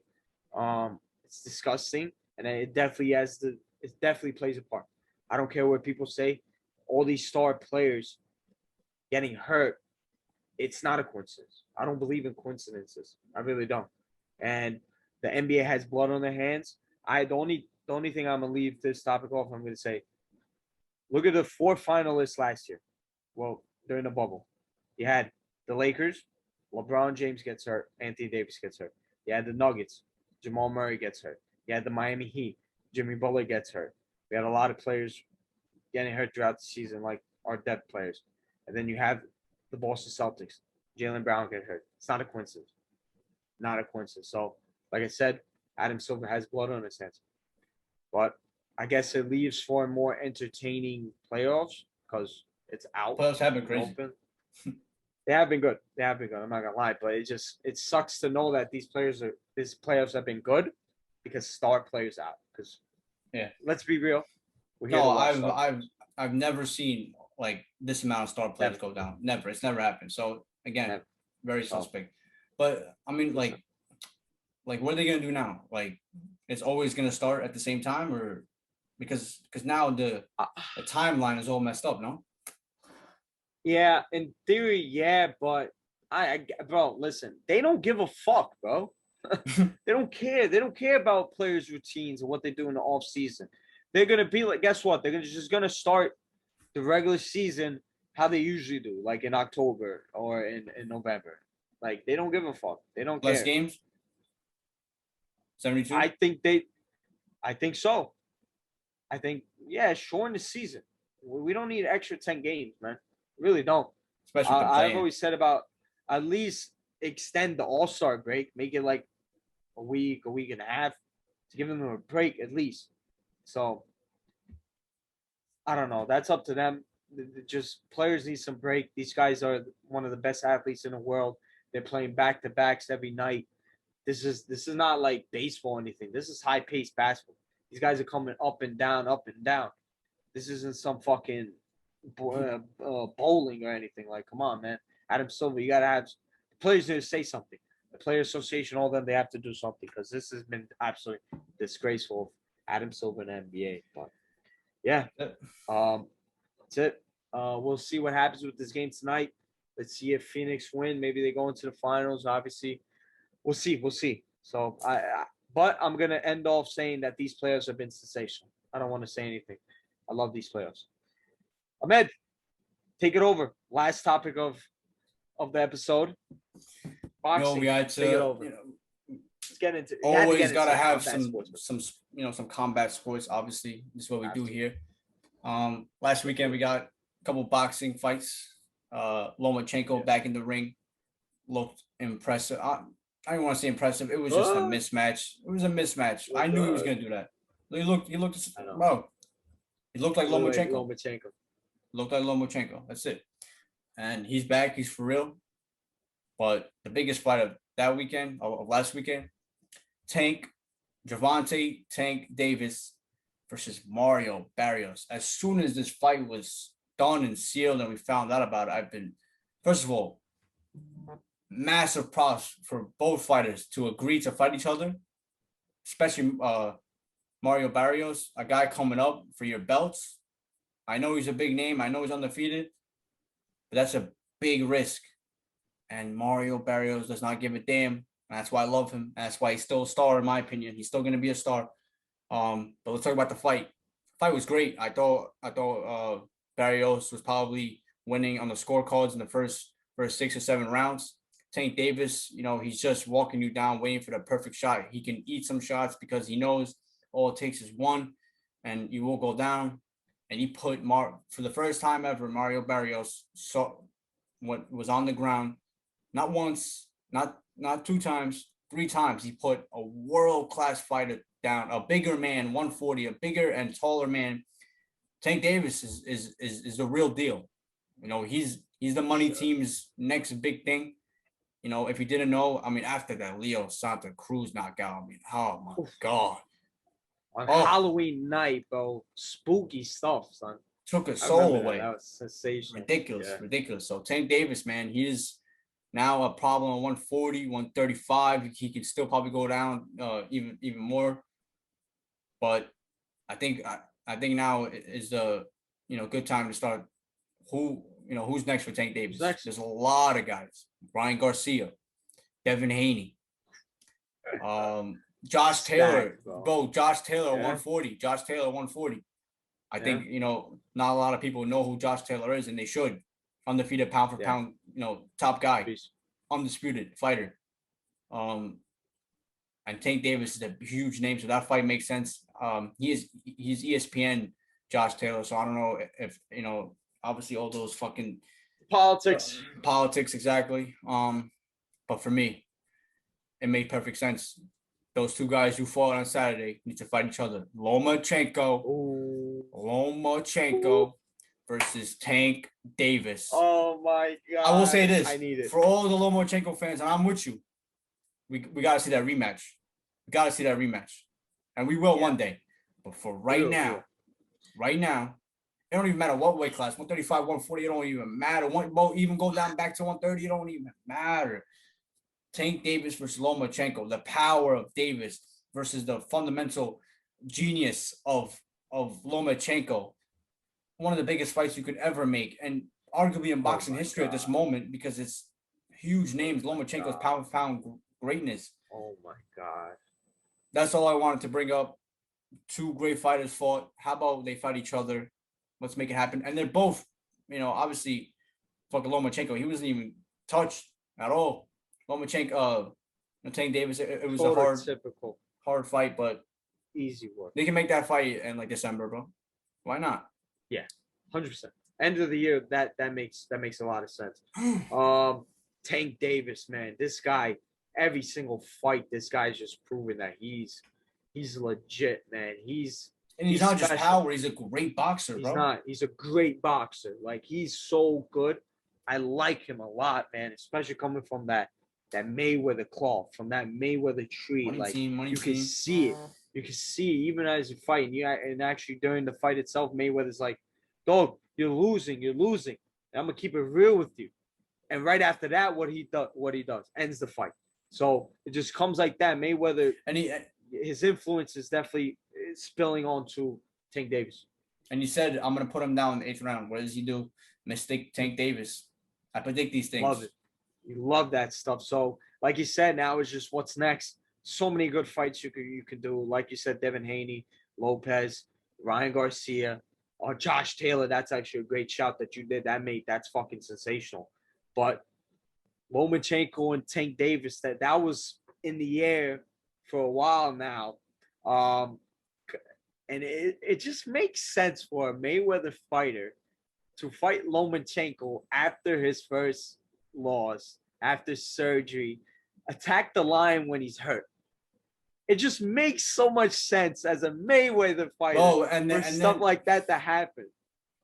And when the fight got done, when it was official with Davis and Barrios, myself included, boxing fans around the world were like, bro, Mario Barrios is real deal, and he's bigger and he's longer. And we saw Leo Santa Cruz. Tank Davis can eat shots, and that length is a problem. But Floyd told him this is the fight to fight right now. This is the guy. This is the perfect timing right now. And it's Floyd, bro. Floyd knows what he's doing, bro. He knows what he's doing. So he's so smart, man. I can't give enough credit to Floyd in overall. He said it. I mastered this game. He mastered the sport. He said it. Mastered this. He's so good, but I don't want to have a little bit of a praise Mayweather, but Tank Davis, Lomachenko, that gotta happen. Let's make it happen. That makes so much sense. And Lomachenko, like I said, the lion that's hurt, but he ain't out. He's still there. Lomachenko. He don't act like he's done.